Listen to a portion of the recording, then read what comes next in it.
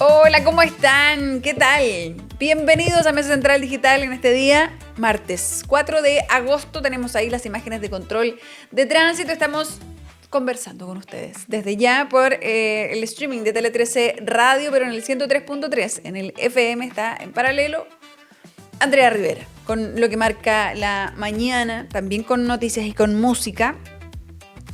Y les cuento que hoy hay 13 grados a esta hora. En este momento hay 13 grados.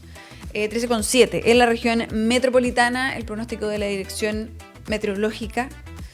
Y se avecina, dicen, un sistema frontal nuevamente que podría estar llegando más al centro del país mañana miércoles. Y se mantienen las alertas por lo que está ocurriendo en el centro sur del país. Una situación bien compleja. En Angol, sobre todo, reportaban también durante las últimas horas. Mucha agua, lamentablemente viviendas bien afectadas a propósito de ese sistema frontal, así que estamos al pendiente de lo que está ocurriendo y vamos de inmediato a la otra pantalla dividida para revisar cuáles van a ser los temas de hoy en Mesa Central Digital. Vamos a partir, porque hoy día el Senado vota el informe de la Comisión Mixta, así que vamos a saber si se aprueba o no ese último punto, el último nudo de la mega reforma que tiene relación con la extensión del pago de las contribuciones. Lo que se va a votar hoy es básicamente el mecanismo de compensación para el presupuesto de los municipios. También, lo ven ahí en pantalla, es el momento en que el presidente se hizo el testeo de pelo.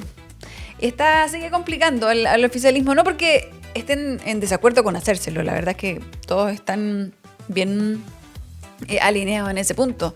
El problema es todo lo que conlleva el protocolo, que efectivamente dicen hay cosas que había que incluir, que no se incluyeron. Y también se abrió ahí otro flanco a propósito de qué iba a pasar, ¿no?, con el ex subsecretario Juan Pablo Rodríguez. Hay acusaciones cruzadas ahí, aparecieron unos chats de Arturo Esquella pidiendo las disculpas, exigiéndole que ofreciera disculpas a el subsecretario Máximo Pavés. Así que se vuelve a enfrentar un poco la UDI y republicanos, a pesar de que esto del testeo partió por una idea de la UDI y algo que los republicanos secundaron también muy, muy felices. Así que vamos a hablar sobre eso. Y en Mesa Central esta mañana, conversando con Iván Valenzuela, estuvo el ex canciller José Miguel Insulza. Tenía hartos temas de los que hablar. Como ex canciller, por supuesto, los aranceles de Estados Unidos, la relación, el volver a retomar relación consular con Venezuela, habló sobre eso, pero también abordó la candidatura de la expresidenta Michelle Bachelet, que están viendo en pantalla en este momento en la ONU, y por supuesto habló también de Sartor y esta formalización. Van en el cuarto día de la formalización de Sartor y habló de Azul Azul.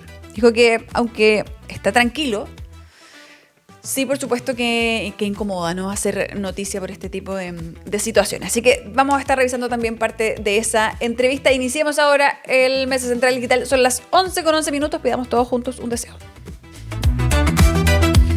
Bueno, el Senado, les decía, votará el informe de la Comisión Mixta durante esta tarde. A las 4 de la tarde está prevista esta sesión. Y había ya debate por la expectativa también de que tan rápido podían tramitarse los vetos, votarse los vetos ahí del presidente. Conversábamos hoy en la mañana. El ministro Quirós en algún momento quería que básicamente eso se ingresara hoy y se votara hoy, así de rápido. Y ahí aparecieron los parlamentarios a decir, no es tan fácil. Así que se deberían ingresar con la coordinación, lo que han dicho también ahí desde el propio gobierno, Hacienda y Segegov Sexpress, la Secretaría General de la Presidencia, estaban coordinando para ingresar estos vetos mañana miércoles, y son para el derecho al olvido por deudas, que son parte de artículos que se aprobaron en la mega reforma, pero con los que el oficialismo y el ejecutivo no estaban de acuerdo. El impedimento del cobro de intereses sobre intereses, que es el anatocismo del que se ha hablado harto durante los últimos días, y los ajustes que garantizan también el pago a 30 días para las pequeñas empresas. Esos van a ser los 3 puntos que va a vetar el ejecutivo, ya sea eliminar, corregir, como quiera llamársele, pero esa es lo que van a ingresar. Ahora, el punto es que tampoco se puede llegar y votar de inmediato, porque se requiere acá también de que todos los comités estén de acuerdo en cuándo, y por supuesto también está el punto sobre las urgencias. Hay proyectos que tienen que revisar que tienen urgencia, y el veto presidencial no es lo primero en esas prioridades que tiene la tabla por reglamento la Cámara. Entonces ayer el presidente de la Cámara de Diputadas y Diputados, Jorge Alessandri, explicaba un poco eso. O sea que básicamente es como sexta en prioridad en ese listado el veto presidencial. Así que hay harto que revisar antes de. Tienen que evaluar si se va a citar a una sesión especial, porque como les decía, tienen sesiones hasta mañana miércoles esta semana. Entonces, luego de eso tienen que ver en qué orden queda, pero veía que esto probablemente se va a revisar recién el lunes, 10 de agosto, el próximo lunes. Y bueno, y desde la oposición, por eso también era importante recalcar que acá tienen que estar todos de acuerdo, y desde la oposición claramente no tienen apuro. Y el diputado Raúl Leiva decía, bueno, yo por lo menos esperaría que pasen 24 horas desde que se despacha como ley la mega reforma a que el gobierno ingrese estos vetos. Así que va a quedar para varios días más. Ahora, sí o sí estarían los votos para esta tarde. Eso también hubo hartas reuniones con quienes estaban en duda, Matías Walker, y algunos también senadores de la UDI. El mismo Guillermo Ramírez, presidente de la UDI, comprometió también los votos durante esta jornada. Ayer el ministro Alvarado se reunió también con algunos de con los presidentes, todos los presidentes de los partidos de oposición, y tuvieron ahí una conversación. No solo para ver cómo, respecto de la mega reforma, sino que también decían desde la oposición decían, nosotros somos actores válidos y queremos que nos vean así para otras tramitaciones también a futuro, tener una relación un poco más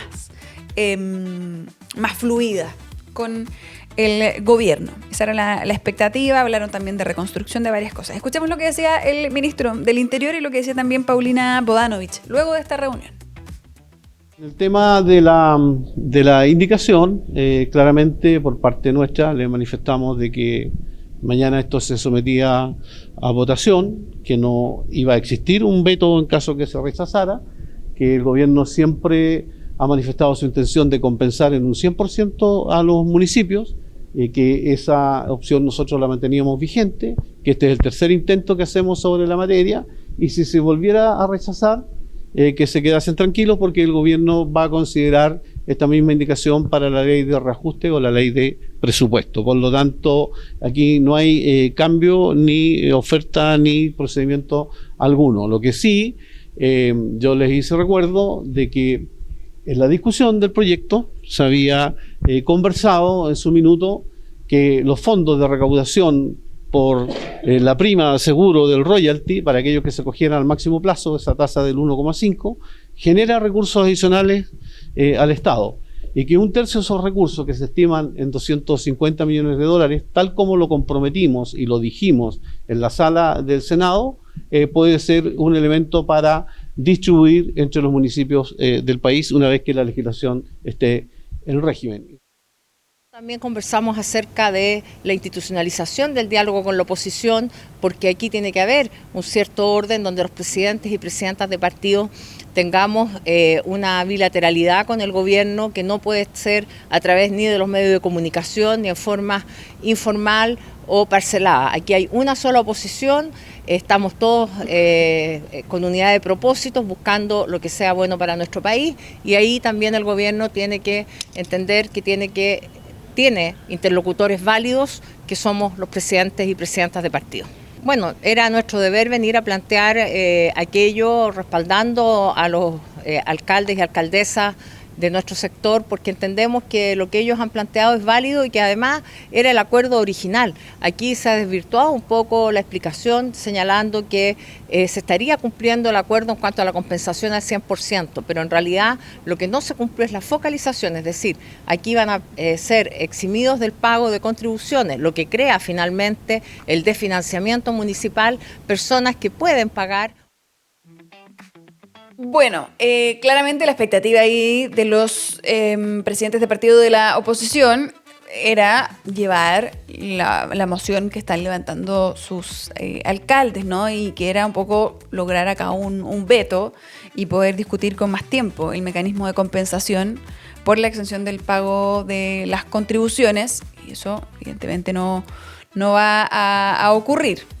Ya lo han dicho desde el gobierno en innumerables ocasiones y de hecho hoy día se va a votar lo que ya está propuesto, lo que ya está escrito y si sí o si no, básicamente. No hay opción ahí de abrir más ese diálogo.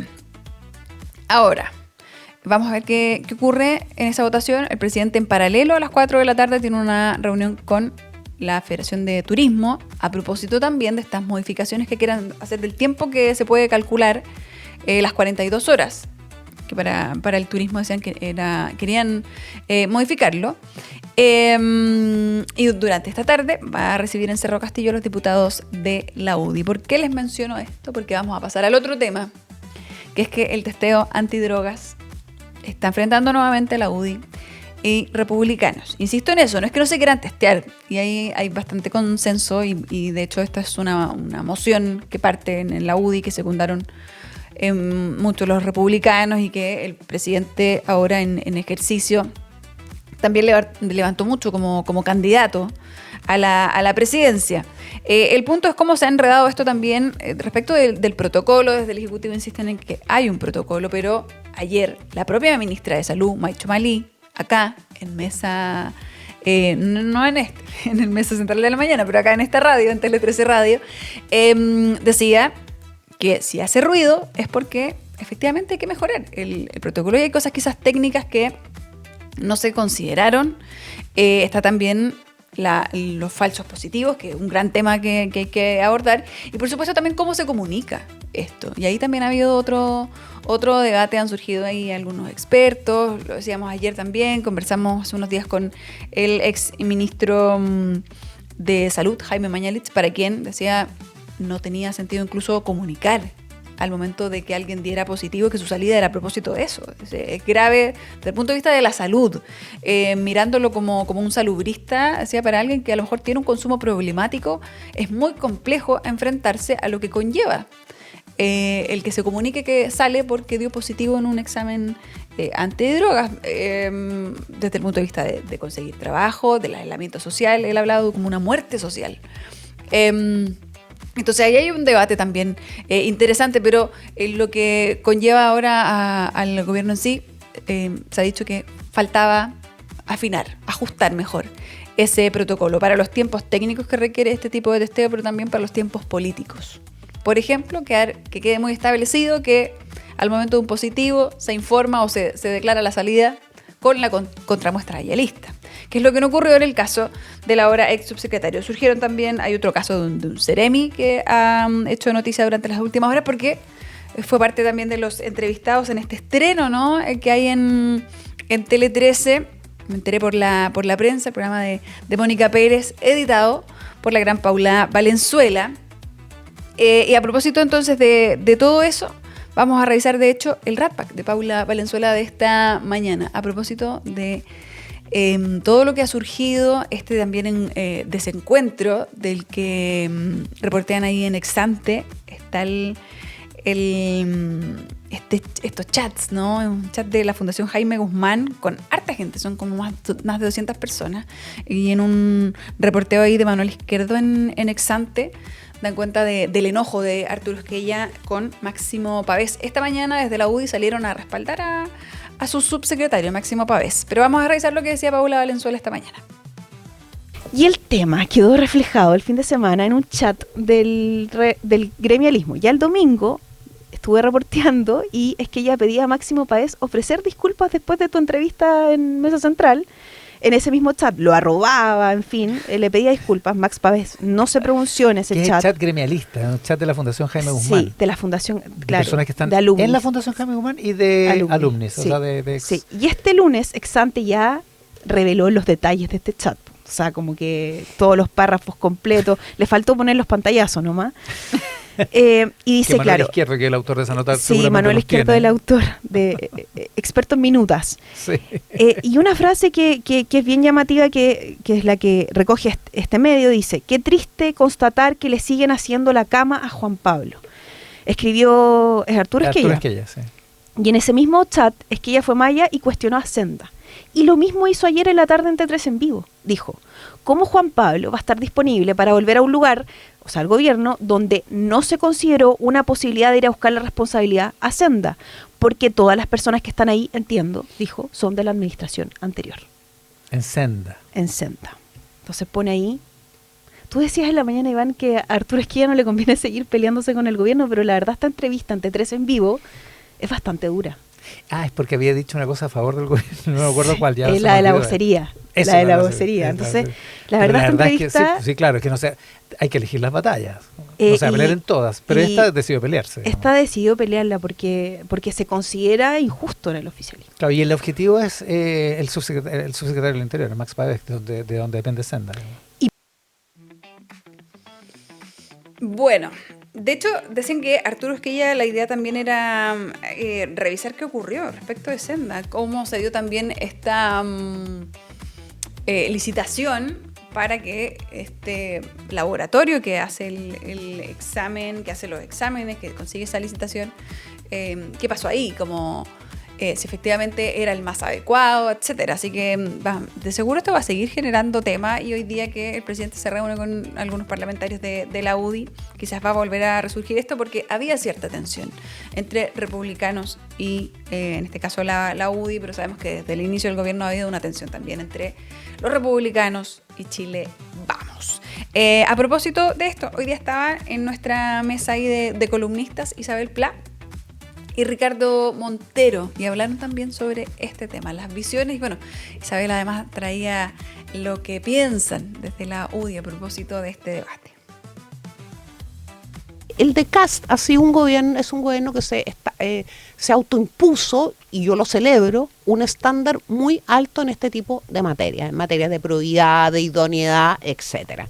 Y hay una herramienta que definió el Congreso en esta materia que ya con el diario del lunes entendemos que es una herramienta sumamente precaria, en una indicación, ¿cierto?, que establece este test de drogas, que no tiene claro, lo que se hizo para la ley de presupuesto 2026 tiene una norma y en la ley jurídicamente de precaria, fiscal, incompleta y con procedimientos que no están del todo claros. Pues. O sea, tanto que tuvo que dar un informe, un instructivo de la Contraloría para... Sí, yo creo sí que personalmente yo le creo al subsecretario, porque además, ¿cierto?, ha desplegado una campaña comunicacional muy intensa para defender su honra. Nadie hace eso si no siente que tiene la verdad, pero el alto estándar que se ha propuesto este gobierno, y espero que todos los gobiernos, ¿cierto?, exige que la norma sea, primero, igual para todos. O sea, todos se tienen que someter al test.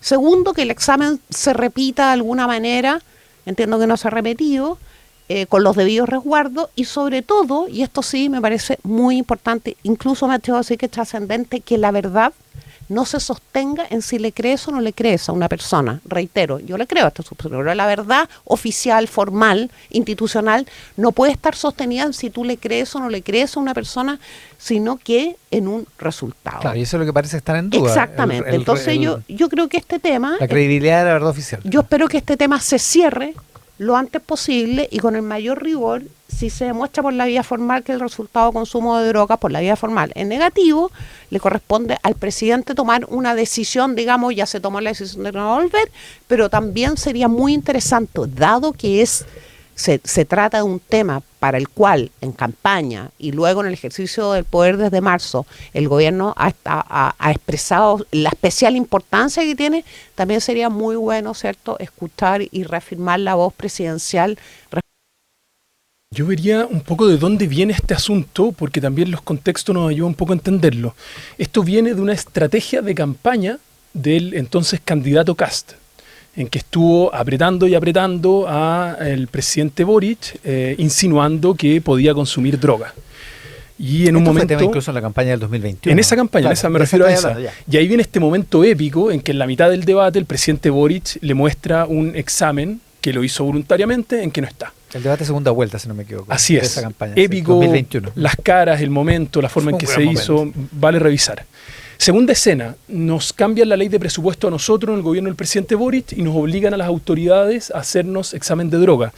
Hay que tener presente que ya existe el examen de droga en el estatuto administrativo. Senda ya los hace de forma aleatoria. Lo que hicieron fue obligarnos a la autoridad a hacernos. Sí, porque hay un decreto del Ministerio del Interior del año 2007, si no me equivoco, que establece... Aleatorio, sí, o no le pueden tocar claro. la puerta. A mí me tocaron 4 exámenes en los últimos año y medio. Me tocaron 2 por Senda, premiado salí, y me tocaron 2 por ley de presupuesto, que era Que obligatorio ese para la era autoridad. al universo. A todas las autoridades. ¿Compraste alguna rifa? Hasta el tercer nivel. Así parece, porque Debería haber comprado me algo. tocaban la puerta y llegaban ahí a hacer Hasta el tercer nivel, hasta los jefes de servicio. El jefe eran, del FONE. entiendo que eran ministros, jefes de Servicio. o sea, subsecretario y jefe de servicio.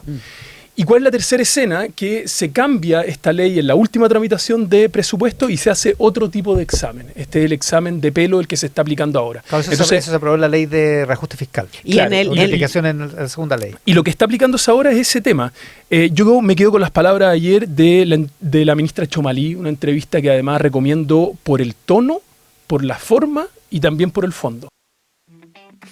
Bueno, esa entrevista, de hecho, que recomienda ahí Ricardo Montero, la pueden revisar. Está acá en nuestro canal de YouTube y está en nuestro sitio web. Y la verdad es que es interesante, bueno, desde ese punto de vista, porque ella dice, efectivamente, quizás tenemos que mejorar ese protocolo.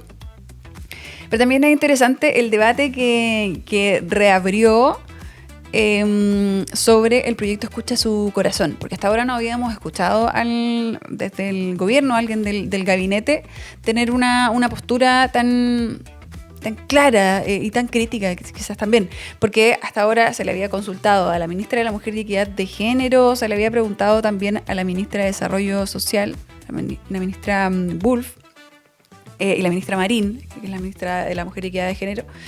Y la verdad es que lo que habían dicho era que esto se resuelve a nivel, es una moción parlamentaria y por lo tanto que legisle el Congreso. Esa era un poco la respuesta, sin tratar de intrometerse mucho. Sabemos que hay quienes decían, bueno, incomodó un poco también al gobierno porque es obligar a abrir la puerta también a esta agenda un poco más valórica, cuando lo que dijo el presidente por lo menos la semana pasada es que la prioridad del gobierno va a ser seguridad y también empleo, que esos son los puntos de trabajo. Y bueno, y ayer la ministra dice que le parece que no hay ni un aporte en este proyecto, que desde el punto de vista médico no tiene una claridad, dice que incluso no entiende a dónde quieren llegar con esto, este proyecto que impulsan ahí desde el Partido Nacional Libertario. Así que parece que generó también una nueva raya en esa cebra de problemas que han habido los últimos días entre libertarios también y el gobierno. Así que pueden revisar la entrevista de la ministra May Chomalí en nuestro canal de YouTube. Ahora vamos a otro tema. Son las 11:31. Bueno, y ayer la Corte de Apelaciones de Santiago reafirmó la absolución de el ex carabinero Crespo. Y el presidente Kast valoró esta decisión, tomó sus redes sociales para decir que valoraba esta que se zanjara también este debate. Lo que dice el presidente ayer dice: la justicia ha hablado en el caso de Claudio Crespo y lo ha hecho fuerte y claro. Luego de años de acusaciones ha sido exonerado de todos los cargos y se confirma que actuó en legítima defensa. Lo que hizo el cuarto tribunal cuarto tribunal oral en lo penal de Santiago, que absolvía a Crespo porque consideraba que la aplicación consideró la aplicación de manera retroactiva de la ley Naín Retamal. Por lo tanto, decía que el ex teniente coronel de Carabineros actuó bajo la figura de legítima defensa privilegiada. Eso se había resuelto. Y por lo tanto también se habla, en ese momento se hablaba, ¿no?, de un golpe fuerte para la fiscal Jimena Chong, para la Fiscalía Centro Norte, y ellos apelaron, llegan entonces a la Corte de Apelaciones y la Corte de Apelaciones dice: no, reafirmamos lo que ya dijo entonces el cuarto tribunal oral en lo penal. Vamos a revisar, de hecho, lo que decía Jimena Chong luego de este veredicto. Es una resolución que no satisface los intereses de la Fiscalía. Nosotros habíamos recurrido en nulidad en el entendido de que la sentencia tenía vicios. Evidentemente respetamos esta decisión y nos quedamos con al menos que la decisión del Cuarto Tribunal de Juicio Oral en lo Penal desestimó la tesis principal de la defensa del acusado señor Claudio Crespo, en el sentido de que él no era el autor del disparo que lesionó y termina con la ceguera de el señor Gustavo Gatica Villarroel. Esa tesis de defensa fue desestimada por el Cuarto Tribunal de Juicio Oral en lo Penal, y nos quedamos también con la afirmación que realizó la propia víctima al momento en que en el mes de enero se dicta ese veredicto absolutorio, en el sentido de que al menos esta decisión del Cuarto Tribunal de Juicio Oral en lo Penal lo satisfacía personalmente y era un acto mínimamente reparatorio para él. ¿Esto es una decisión apelable o no? No, la decisión de nulidad es es una decisión que no es susceptible de ningún otro recurso. Eventualmente podrían surgir recursos de queja que no son recursos propiamente de instancia, que impliquen algún tipo de modificación en la decisión. Vamos a estudiarlo, obviamente, para poder conocer cuáles son los antecedentes y las justificaciones en virtud de las cuales la Sala de la Ilustrísima Corte de Apelaciones rechazó los recursos presentados por las partes acusadoras. Bueno, ahí estaba entonces parte de las reacciones, y como les decía, el presidente también, que valora, ayer tarde por la noche dio esa declaración ahí a través de sus redes sociales. Saludamos a nuestros auspiciadores, vamos a la pausa. Que el banco no detenga a tu empresa. Con Coihue puedes cobrar y pagar a otros países en minutos 24/7 y de forma segura. Entra a coihue.com, koywe.com. Coihue, gracias por acompañarnos. Vamos a ir a la pausa, tenemos bloque digital y hoy día además tenemos martes de música, así que no se lo pierdan.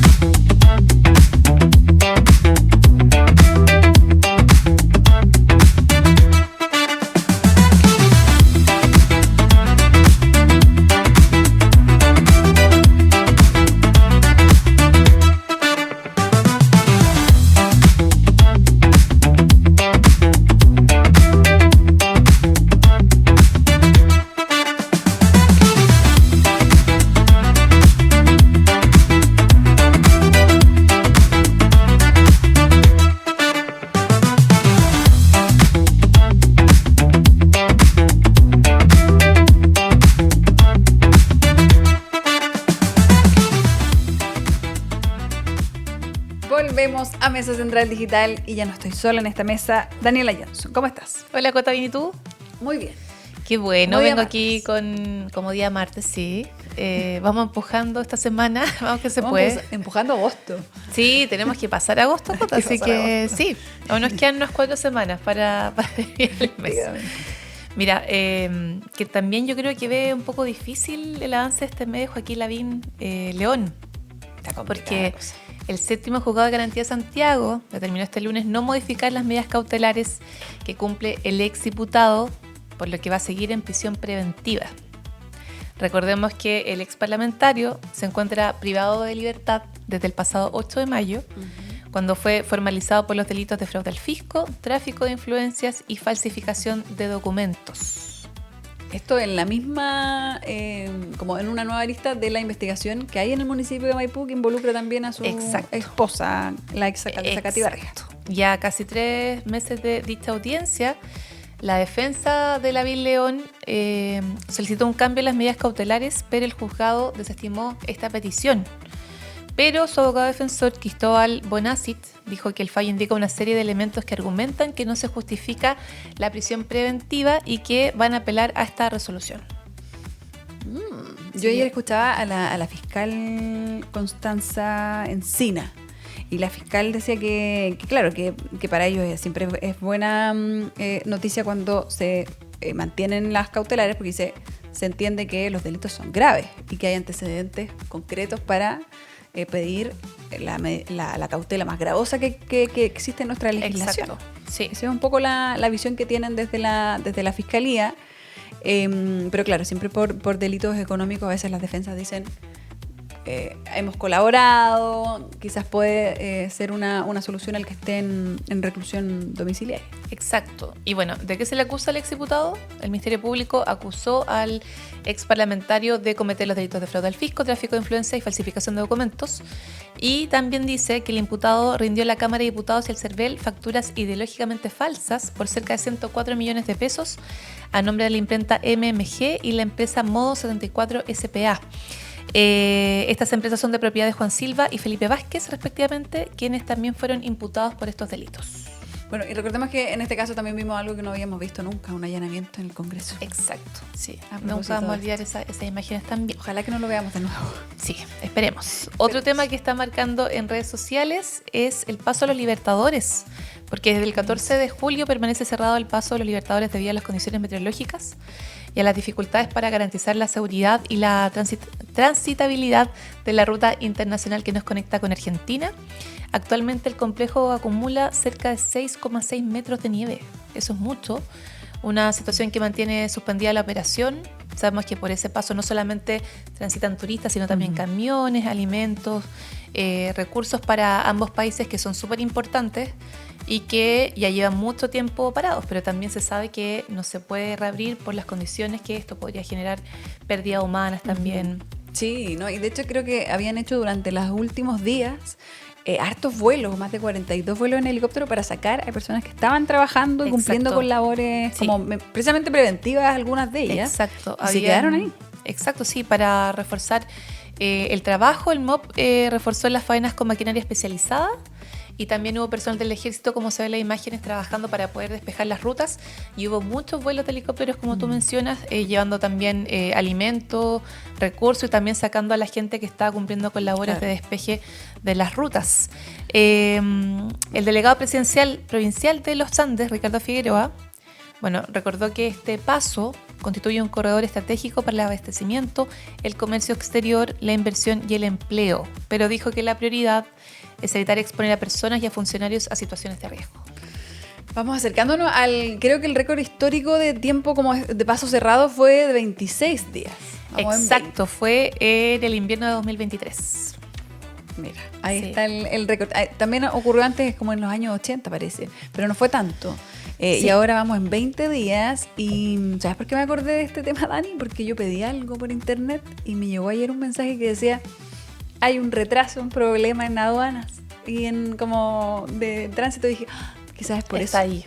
Quizás está ahí, Puede bajo ser la que nieve, esté ahí. mi pedido. Puede ser que esté ahí bajo la nieve y como tú dices, claro, ese fue la avalancha de 1984, Esa fue que dejó a víctimas fatales y que ahí el tránsito se mantuvo cerrado por 16 días. 16 días, entonces Sí. 26, el máximo, vamos ahí, como en Sí, el medio. sí, en y ahora 20 se está días. aprovechando una ventana de buen tiempo, entre comillas, para poder trabajar y despejar la ruta, pero también se temen porque... Mañana llega otro sistema. Exacto. Entonces también hay que ver qué ocurre ahí. Y un tercer tema que también hemos tocado anteriormente en Mesa Central Digital es la bociña manía. Porque el futbolista de 40 años de Cabo Verde ayer firmó con Colo-Colo. A través de sus redes sociales, Colo-Colo mostró imágenes del futbolista junto con Aníbal Mosa. Firmó contrato, pasó los exámenes médicos, ahora se encuentra entrenando con el equipo Albo y en un ratito más va a hablar con la prensa en el Monumental, también muy atento a nuestras redes sociales porque nuestro periodista Fernando Vilches va a asistir a la presentación de Bociña de manera oficial y también se prevé, obviamente estos son todos trascendidos, todavía esto yo creo que lo van a confirmar en la conferencia, puede que sea presentado mañana, este miércoles en la noche, en el Estadio Monumental, que tiene un aforo de 42.000 personas, que sería la presentación con todos los hinchas. Vaya, oye, pero ¿y si todavía no se anuncia? Qué rápido, o sea, como que confían en que va a llegar la gente. ¿Así de un día para otro? Yo creo que sí. La hinchada nacional en general es muy, Se organizaron muy fiel. súper bien para ir a buscarlo al aeropuerto. Y que habían familias, niños, abuelos, Es muy real. madres, padres, tíos, todos ahí esperando a Bociña.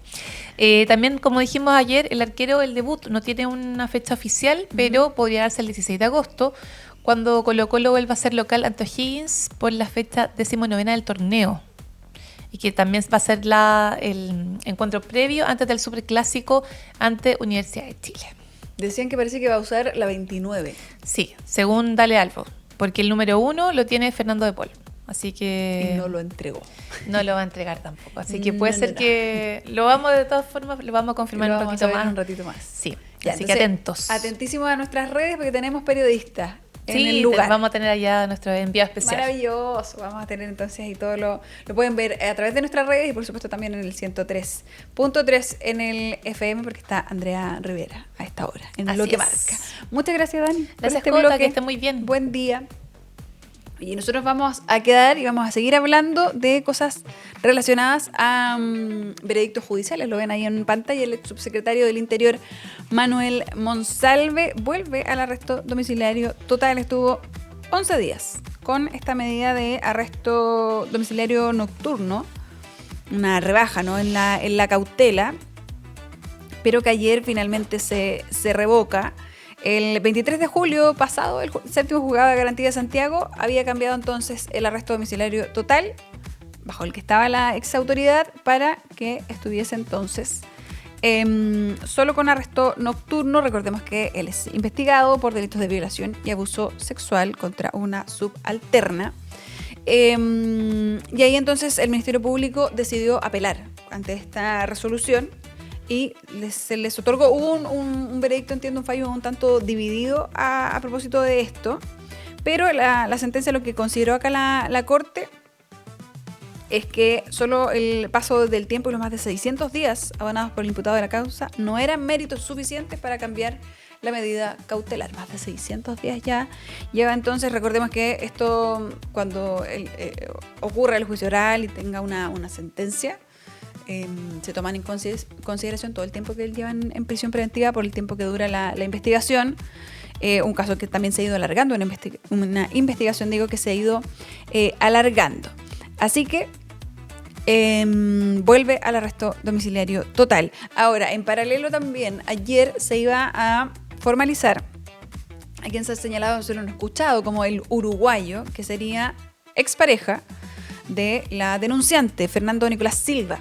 Y luego querían formalizar el mismo séptimo juzgado de garantía, porque es acusado de querer vender ciertos antecedentes y videos de la denunciante a nada más y nada menos que el abogado, el defensor penal público Víctor Providel, el abogado de Manuel Monsalve. Ha surgido entonces que acá hay como otra subtrama que se desprende de este caso. Bueno, este sujeto, el uruguayo, no llegó, no se presentó a esta audiencia, por lo tanto se dejó otra audiencia fijada para el 21 de septiembre. Si él no llega el 21 de septiembre, se va a formalizar incluso en ausencia, dicen las autoridades.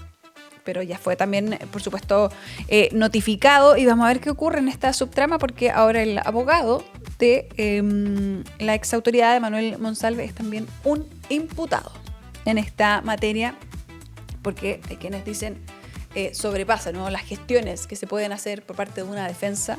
Dicen que acá el objetivo, y no es primera vez que lo dice también la defensa de la denunciante, lo que estaban buscando era como dañar su reputación, para tener ahí también quizás incidir en la opinión pública sobre este caso. Vamos a la pausa. No, nos queda una cosa más para comentar antes de la pausa. Les decía que al final del programa tenemos bloque musical. Vamos a tener los martes de música y los jueves de cartelera con Anita Rojas acá en Central Digital. Pero antes de ir con eso, teníamos una entrevista importante esta mañana. Iván Valenzuela conversó con el ex canciller José Miguel Insulza.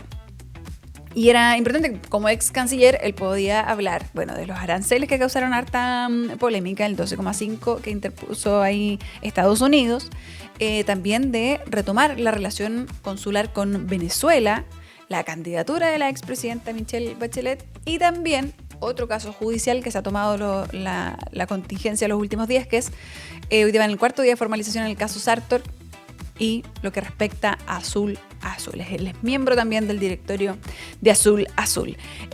Partiendo por lo que comentó al principio, dijo que le parecía que el embajador estadounidense se excedió harto en su crítica a los ministros. Dice que se enredó, que no le pareció cómo se vio esto. Los ministros opinando también de este arancel. Dice que efectivamente quizás no era algo que se esperaba, ¿no? Pensar que había una mejor relación con Estados Unidos y pensar que se iban a eximir, ¿no?, de los aranceles. Pero dijo que él por lo menos hubiese citado al embajador, que no correspondía ese tipo de declaraciones. Dijo, no daba para sanción, pero sí para una conversación. Escuchemos parte de lo que decía. Ahora, mire, los países, como ocurre con todos los países, tienen embajadores de carrera y embajadores que no conocen la carrera. Y el embajador que nos tocó a nosotros es un amigo del señor Trump, que tenía una amistad importante porque era el presidente de la organización laboral de los guardias de frontera, ¿no? Entonces tenía gran admiración por Trump, y por eso Trump seguramente le ofreció una embajada, porque él fue predicador aquí en Chile, sí, como usted sabe. Pero de diplomacia no sabe nada, pues esas cosas se ven primero con las autoridades diplomáticas, todo lo demás, y lo que uno no hace es aprovechar una reunión ceremonial que hacía la Cámara de Comercio, creo, para homenajear los 250 años de independencia de Estados Unidos, y aprovecha para mandarse el discurso político atacando a los ministros. Eso no corresponde, no se debe hacer. Yo lo habría llamado por lo menos, no digo que lo habría hecho, no he tenido ninguna sanción ni nada, pero lo habría citado en estos casos se cita al embajador, efectivamente. Sí, desgraciadamente eso no se hizo. Al menos una citación, decía el ex canciller. Y lo que respecta a Venezuela, celebró el que se retome la relación. Decía que le parecía un tanto arbitraria, ¿no?, ese término de cortar relación. Dice que es muy importante también para los chilenos que viven en Venezuela. Entiendo que son más de 25.000 que requieren de trámites que no estaban pudiendo obtener respuesta durante todo este tiempo. Y vamos a revisar parte de su opinión en este retomar de relación con Venezuela, algo que algunos decían hace unos días. Escuchaba a la Bea Put el viernes, decía como cosas que uno no esperaba ver. Por ejemplo, a José Antonio Kast anunciar contento que se retomaba la relación con Venezuela. Lo peor era no tener relaciones con un país, porque eso impedía que hubiera cualquier conversación, cualquier diálogo, etcétera. En el caso de Venezuela, además, me pareció arbitrario lo que hizo el gobierno en ese momento de Venezuela, de romper no solamente las relaciones diplomáticas, que las rompieron ellos, sino que además las relaciones consulares. O sea, retiraron sus cónsules, la gente que tenía que renovar documentos, validar escrituras y cosas por el estilo, no lo podía hacer simplemente. O sea, ni en los peores tiempos con Bolivia ha pasado eso. Y eso perjudicó Chile, ¿no? también ahora el número de chilenos que viven en Venezuela, que no es pequeño, sobre todo descendientes de chilenos, muchos. Más se dice que son varias decenas, Sí, como 70.000, ¿no? Y esa gente tenía que ir a Cúcuta a sacar sus documentos cuando que necesitaba para mandar a Chile, pues. Entonces era una cosa muy absurda. Y así que yo me siento muy contento. Ahora, claro, libertarios y no, probablemente dijeron ya en ese momento que había que romper la zona de todas maneras y ahora se pelean con el otro lado de la derecha precisamente porque todo el mundo ha saludado esta posibilidad, ¿no? Pero que bueno, yo en todo caso estoy contento. Respecto de la candidatura de la expresidenta Michelle Bachelet, que de hecho hoy día tiene una actividad la expresidenta. ¿Dónde la tengo? Yo la tenía por aquí. Aquí está. Sí, hace un ratito atrás estaba la expresidenta Michelle Bachelet y el exmandatario de Colombia, Iván Duque. Decían que participaban del lanzamiento del informe Rupturas y Oportunidades, propuestas para que América Latina y el Caribe prosperen en la nueva era geopolítica. Tenían este encuentro. En paralelo, la expresidenta de hecho tuvo que suspender uno de instancias en esta candidatura por un problema ahí respiratorio, parece que una afección que la está aquejando.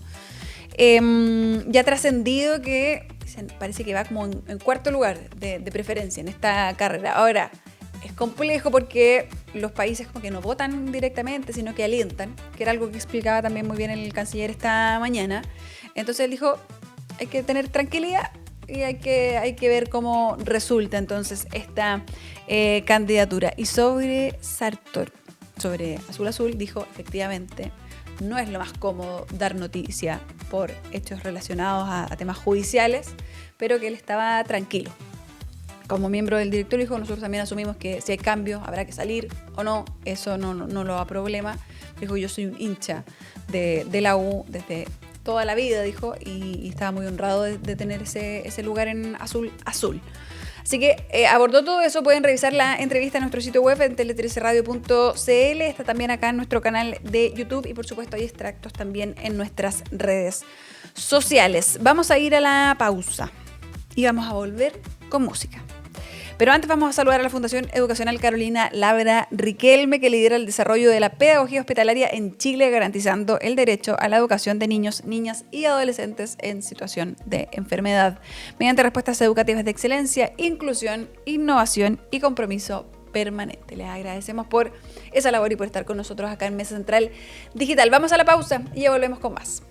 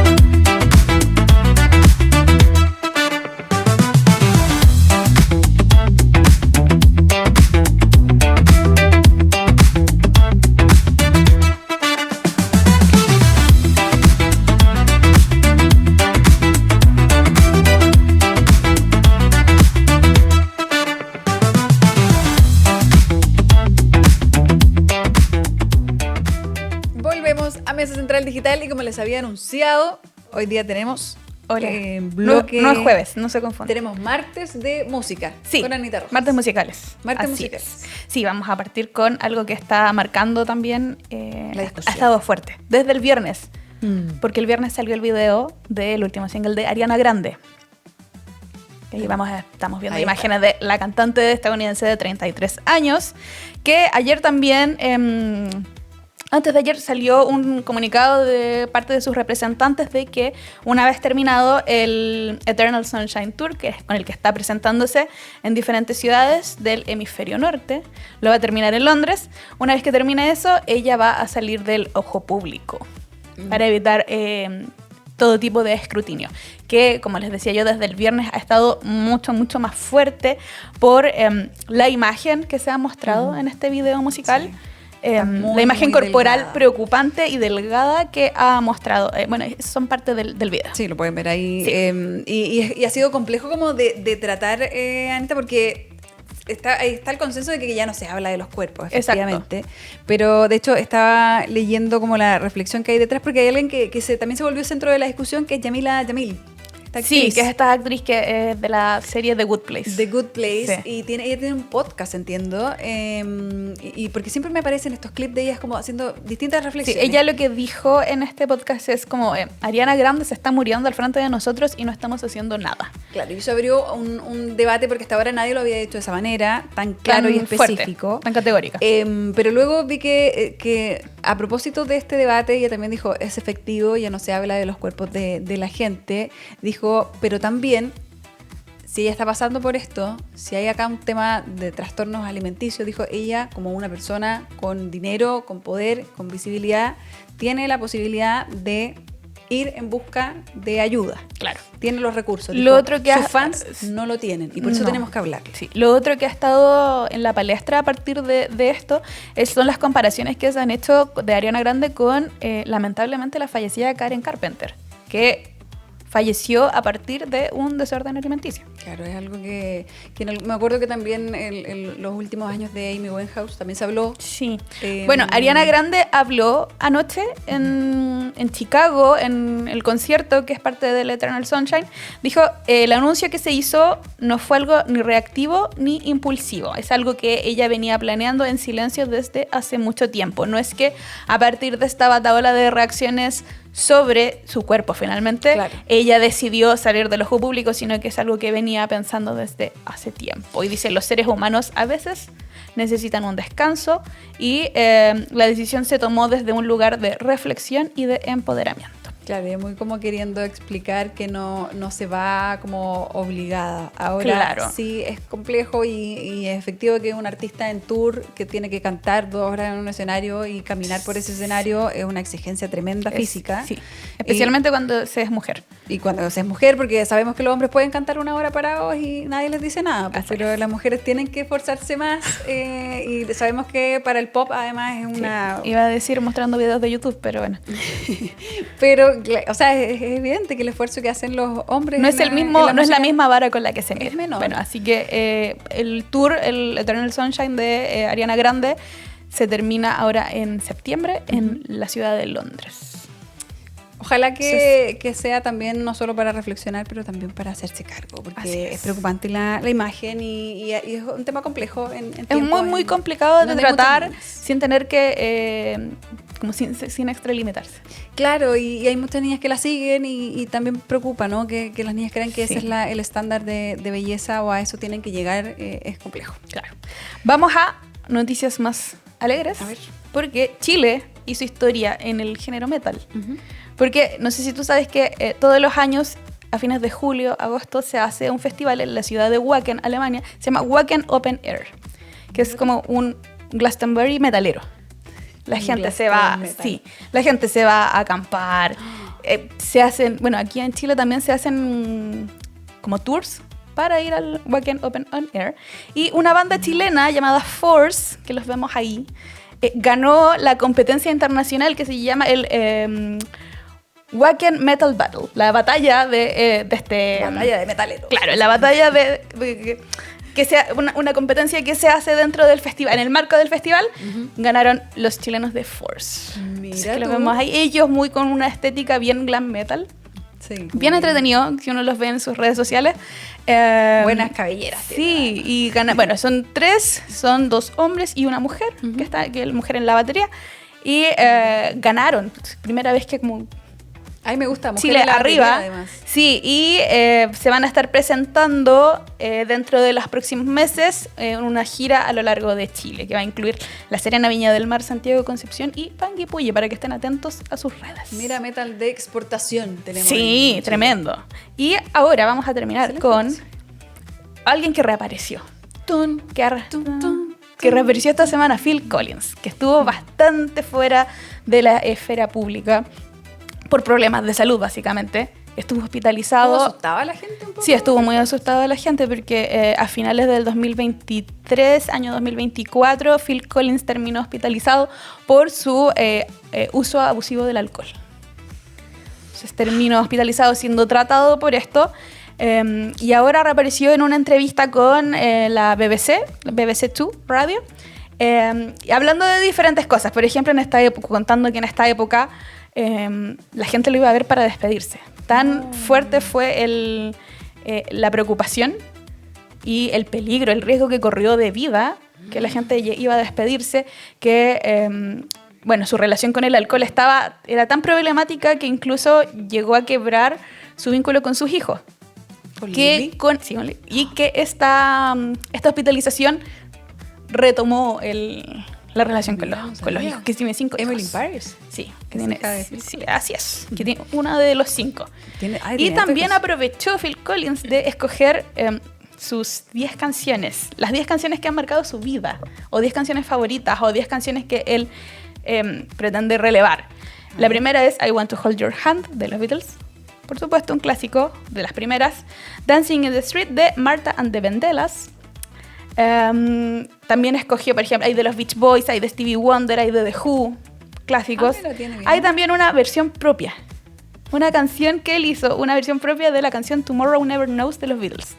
Mira, puso su propio cover. Claro. En el listado. Hay harto Beatles porque también escogió uno de los Traveling Wilburys, que esa es una super banda donde estaba George Harrison. Entonces, él es bien fanático, entonces. Y la última es como la más sorprendente de todas, es White Horse de Taylor Swift. White Horse, que es como que se metió ahí en el archivo. Sí, en el archivo y dijo que ella la conoció en una de estas ceremonias de el Salón de la Fama de los Compositores. La conoció en una de esas ceremonias y que le escuchó cantar esta canción y dijo que era una canción tan simple y tan bonita que le gustó y la encontró muy trascendente, y que estaba muy feliz de que Taylor tuviera el reconocimiento y la fama que tiene ahora, porque es muy buena persona. Mira tú, Phil Collins. Qué grande Phil Collins. Destacando a Taylor Swift. Sí. Oye, 75 años tiene. Sí, cumplió hace muy poquito los 75 años. Y claro, ya está retirado de los escenarios. La última vez que vino a Chile fue el 2018, que ya ahí llamó la atención porque cantó sentado. Claro, ¿no? Y ahora está viendo la imagen que hay de la entrevista, porque ya en medios igual internacionales han relevado harto esta aparición, la BBC. Y se ve bien también más deteriorado de cara. Sí, se ve más lo que fue. Más viejito. Pero ya un poquito mejorado de esa condición de salud. Mira, nos alegramos de que esté mejor. Por supuesto. Porque sí, pues, es un gran aporte a la música, pero sí, esa imagen que vemos ahí se ve bien distinto ahora. A cómo dio la entrevista, que pueden ver en BBC. Flaco, se ve más claro. En las redes de BBC 2 se pueden ver varios registros. BBC Radio 2. Oye, son entretenidas siempre las entrevistas que hay en todo caso en la BBC. Son como bien profundas desde el punto de vista musical y también de las personas que hay detrás de la música. Así que la recomendamos. Y escuchen White Horse. Pero no, está bueno el ranking, el listado de Phil Collins. Sí, muy entretenido. Así que pueden hacer con la música. Nos vemos el jueves. Nos vemos el jueves con la cartelera. Con la cartelera. Cine y series. Estamos introduciendo de a poquito más cosas en este programa. Tenemos martes de música y jueves de cartelera con Anita Rojas. Así es. Agradecida de este bloque, Anita. Bien diverso, como siempre. 12:07 y nos vamos al tiro. Vamos a aprovechar de despedirnos, y ahí están nuestras redes sociales para que nos sigan. Recuerden que vamos a estar en la presentación de Buciño. Así es. Y Colo-Colo, así que tenemos ahí enviado especial. Fernando Vilches ya se fue. Fernando Vilches para ya allá. va en camino, para que lo puedan ver ahí a través de nuestras redes. En nuestro sitio web está todo también, tele13radio.cl, acá en nuestro canal de YouTube. Y en el FM en el 103.3 estamos siempre acompañándolos. Nos vemos mañana desde las 11 acá en el stream de Tele 13 Radio. Chao, chao. Chau, chau. Adiós.